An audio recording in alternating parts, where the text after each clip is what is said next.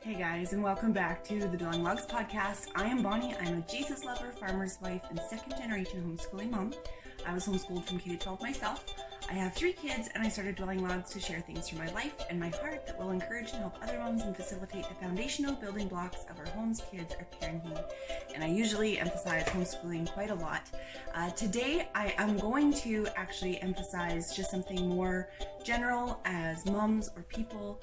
I am a Christian mom, and so I wanted to do a podcast on people pleasing. I kind of alluded to that in the last podcast. It was on my mind, and I have some notes that I've been taking to talk about. But as I was thinking about this podcast today, I actually, before I was thinking about it, I went through some of my old blogs. I had an old blog that was called Bonnie and Pen. It was on like blogspot.com, which is now Blogger. And I wrote a blog called Facing My Fears in Today's Church. And it was after a time in my life where there was some church politics going on and things were hard, and I was clinging to faith and learning to cling to my faith more than cling to the church. Anyway, so that's where kind of my background church heart was at.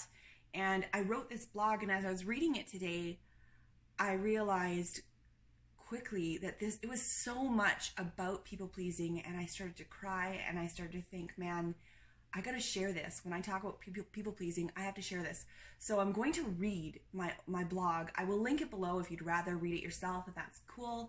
But I would like to read it for you guys. And if it goes super long, I'm gonna make this a part 1 and 2 podcast. We'll see where time is at, so you can watch the title for part 1 or 2. But basically, I want to go into my blog site here, and I just want to read through what I wrote. And this was back, I wonder if there's a date on here. I don't actually see a date. I'm sure I could find it, but it was a years ago anyways. But my heart is just poured out here, and I think it's really good. So here is the introduction. I grew up in a wonderful home. My parents were new believers when I came into this world, and they set an enthusiastic example of parents creating a family beaming with love for Christ and buzzing with action that followed suit. Some of my earliest memories are things like dressing warm on a cold day to go door to door and deliver the Jesus video with a group from church. My mother doing my makeup before our whole family went on stage to help with the Easter performance at the Jubilee Auditorium in Edmonton. The whole family going to church for Kids Club, where my parents helped teach, as my sister and I went with our appropriate age groups to learn.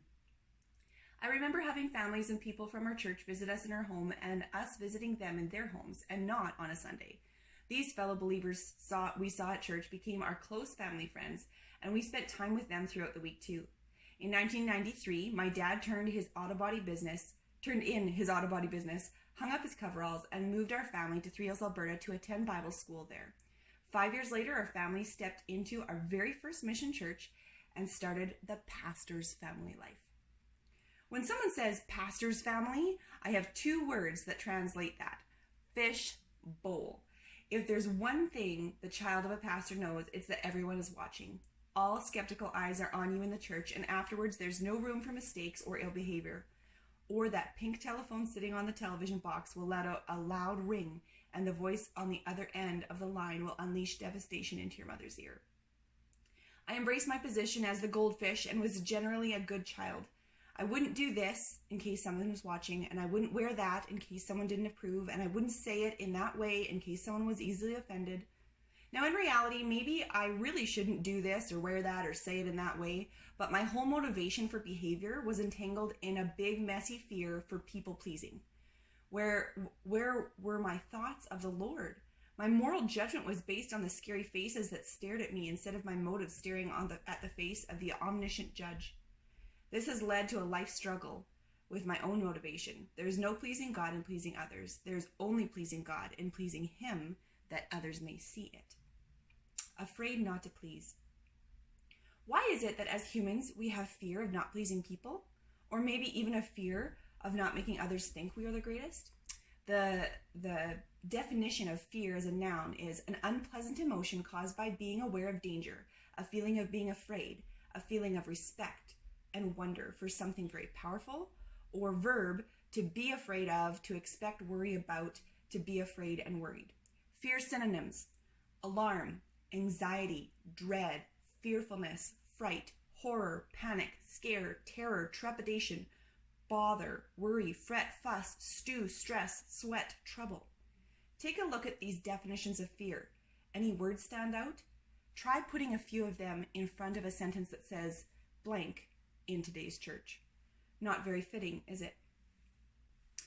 This is a fear with worn and etched corners that have done their share of digging into my peace and trust and my motivation. This is a fear that comes from not knowing what people will think or how they will react. This insecurity that sees us glance at the faces around us when we open our mouths in order to search for approval in their eyes and in their gestures.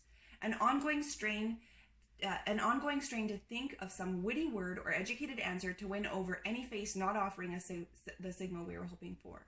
This fear overtakes us as we stand in a circle of women after church, when an answer is asked for at Bible study, or when we are pressed into conversation in a grocery store aisle with an all-put-together someone who usually rubs us the wrong way.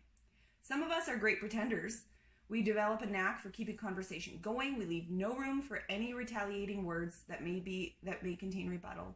We learn to stand tall when our insides are shrinking. We master the carefree smile that we need to wear to hide the huge weight inside us that carries the troubles of our imperfect life. Others, however, may turn to criticism for everyone and everything around them, resourcing them as a step to stand on and look like they're a head above the rest. Some turn to inward criticism that they dramatize for all to take notice in hopes that others will look on them with more pity than judgment. Some turn to inward criticism and don't let anyone notice, leaving themselves as bait for the grizzly bear of depression. Despite the popularity of these strategies, none of these sound like any good way to deal with the problem. What is the right response when we find ourselves afraid? What reaction does Christ expect when this ugly facet of fear comes slicing through our day like the point of a perfectly aimed dart by the evil one? Galatians 6:4 says, "Let everyone be sure to do his very best, for then he will have the personal satisfaction of work done well, and wouldn't need to compare himself with someone else." Striving to do good without comparing ourselves to others is a toughie. Some of us will take the route of looking at all the wonderfully talented and smart people around us and crawl back into our hole of timid idleness, accomplishing nothing for ourselves or for God. Fear beats us down and makes us forget that we are Christ's. We are children of the living God with God-given abilities that are far beyond our own. Others stuck with this fear will take the opportunity for a little self-boasting and decide to climb up on their high horse, because in their eyes, they've won the comparison and are ready to elevate themselves. And in Jesus' name, no less. A portion of these will be able to hide their fearfulness, even from themselves, with chronic arrogance that they carry, whereas the other portion are made up of fear-driven pretenders, with fear driving them only to masquerade as qualified. This comment struck a chord as I read it. It says, "It is very common for a man to look upon himself as wiser and better than other men, and as fit to dictate to them. Such a one deceives himself by pretending to what he has not. He puts a cheat upon himself, and sooner or later we will find the sad effects. This will never gain esteem either with God or men." That was from Matthew Henry's concise commentary. Fear can drive us to pretend. Pretending to be an awesome, smart, talented Christian gets us nowhere. Galatians 1 verse 10. "For I am now seeking the approval of man or God? Or am I trying to please man? If I were still trying to please man, I would not be a servant of Christ." The word please here in this verse comes from the Greek word aresko. I don't know if I'm saying that right. Meaning I please, with the idea of willing service renders to others, hence almost I serve from Strong's Concordance. This word gives the air of winning someone's favor in meeting their expectations, especially in moral standards. The same word is used again in Thessalonians. Thessalonians 2 verse 4 says, "But just as we have been approved by God to be entrusted with the gospel, so we speak, not to please man, but to please God who tests our heart." The number one thing we need to get straight in our heads right now is that we are supposed to be pleasing our Heavenly Father, not the people we pass on the street, not the pastor of our church, not the ladies organizing the potluck, not the parents of our Sunday school students. If our fear is driving us to make it on our peers' moral level, we've got to cut our objectives that strive to meet their expectations. Examine our motives. Dig way down into the truest part of our souls and ask ourselves who we really bother to give our service to. Service is great, don't get me wrong, God wants us to have servant attitudes and actions, but capital B-U-T, he wants us to serve him and glorify his name. Maybe you are exactly where you're supposed to be serving. You just need to focus adjustment and get God as your prime focus. On the other hand, perhaps as too many of us are, you have been so busy giving your service to please others in all of the wrong places that you've been ignoring the spot the Lord has been patiently waiting for you to come to all along. In 1 Timothy, Paul writes a beautiful letter to a young man, a letter to uphold him, encourage him, advise him, and instruct him. We read chapter 4, Paul's call for Timothy to be an example, a model for others to see. He is not called to please others, but to be a figure that is God-pleasing. 1 Timothy 4 verse 12 says, "Do not let anyone look down on you because you are young, but set an example for the believers in speech, in conduct, in love, in faith, and purity." There is no denying that we are watched. I'm not arguing that we have no reason to take note when we walk into a room full of brothers and sisters, sad as it is, that feel that they have a right to analyze and judge the amount of goodness we are wearing. The point is, we should be putting on our robes of speech, purged of evil, righteous conduct, unending love, unwavering faith, and genuine purity. But we should be wearing them for our King. There is no one else worth dressing in our best for. Let's try this one. Holy fear as a noun, a feeling of respect and wonder for something very powerful. Put that in a sentence that has holy fear in today's church. It makes a perfectly fit replacement, doesn't it? Okay, so now that we have listened to me read my old blog post, which kind of gives you a frame of like where I'm coming from and where my heart is at and was at years ago, it's still at the same place. I want to go through my notes about people pleasing that I had before that I want to go through because I think it's important to analyze people pleasing a little bit. And I do have a little bit more to say because I have grown and changed a little bit from when I did my blog post years ago. So first of all, I am a people pleaser. You already heard that from what I read. I am someone who cares about people, and I care too much. So I'm a self-diagnosed unhealthy people pleaser. Not to say that there can't be a balance in there. As you heard, I have a background of being a missionary kid. I was taught to please. I was taught to help. So it wasn't like missionary life was just awful and, like something where you're just accused and watched all the time and it was terrible. But you were also taught to help. And I have strengths from that. I can roll up my sleeves and pitch in very easily. I love to help people. I feel fulfilled in work. There's a beauty in that too. That kind of life, even though it made me a people pleaser, it taught me how to help and not sit on my butt and not help anybody. So, because there's that out there too.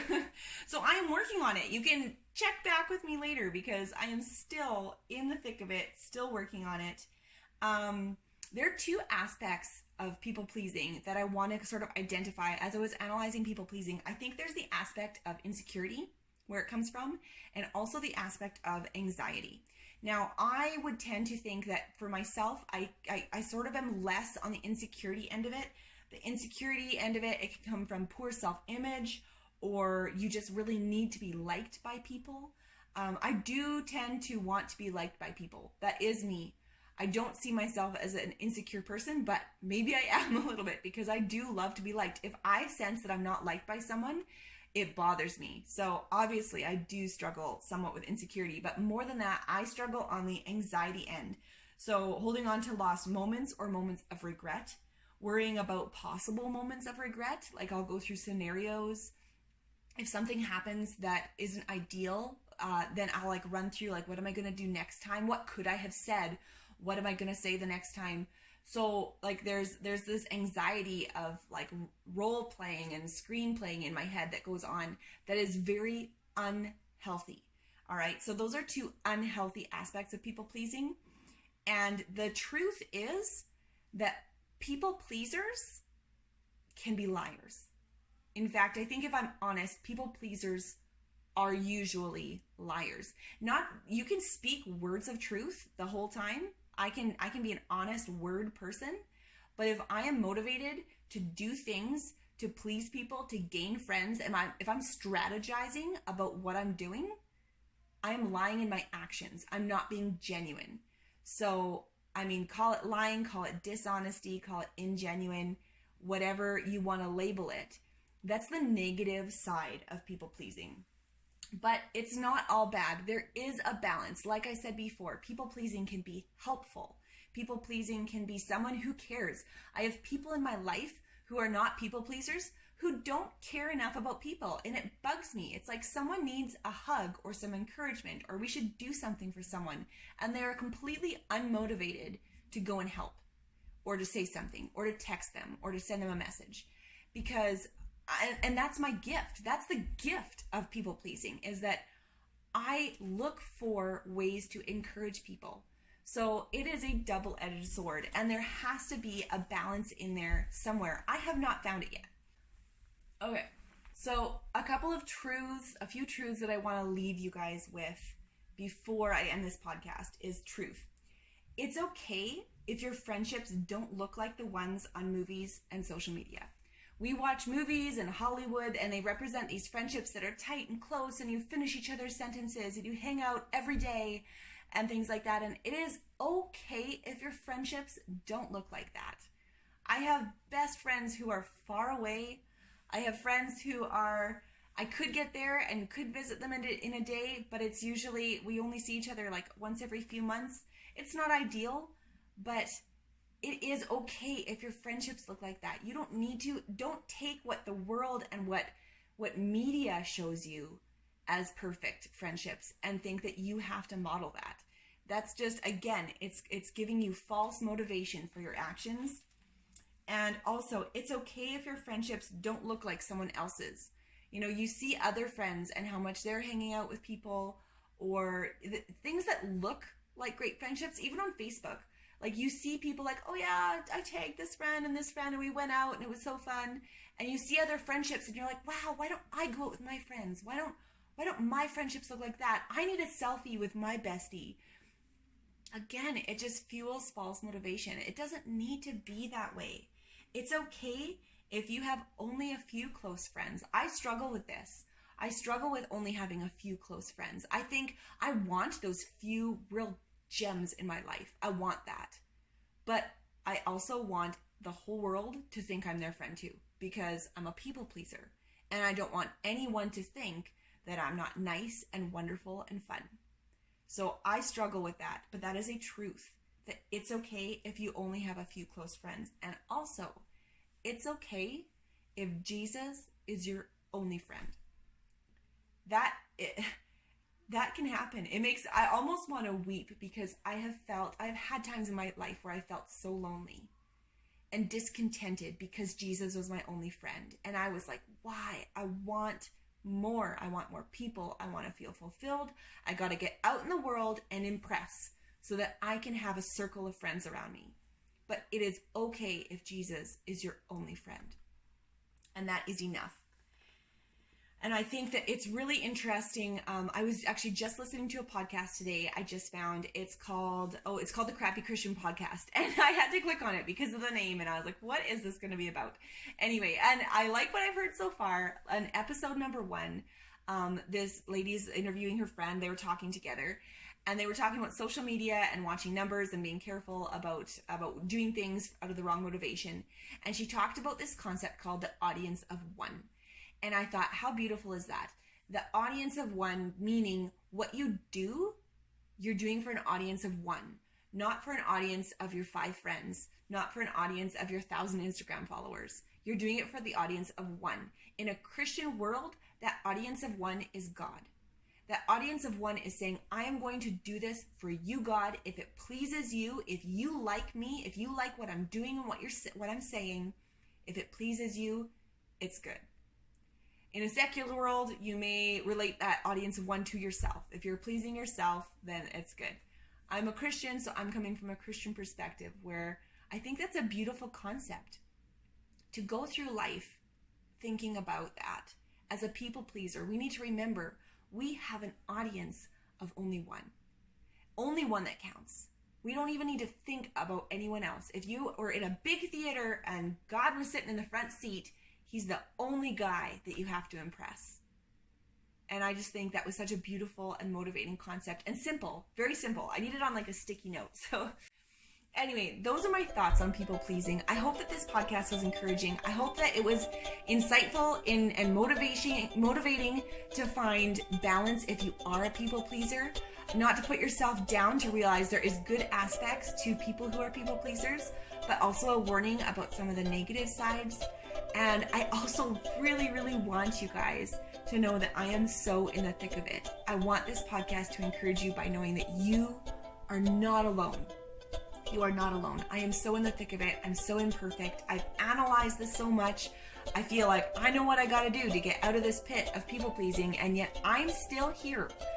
So I am in the trench with you. And so I hope that this podcast is encouraging. Please comment, like, share, whatever you want to do. If you're so motivated, make sure that you catch my next episode when it comes out. I don't post consistently, but I like to think about podcasting every couple weeks. So you need to follow. If you want the next episode when it comes out, you have to get notified, because I'm not consistent on it. But anyway, thank you so much for tuning in today and listening, and we will catch you next time.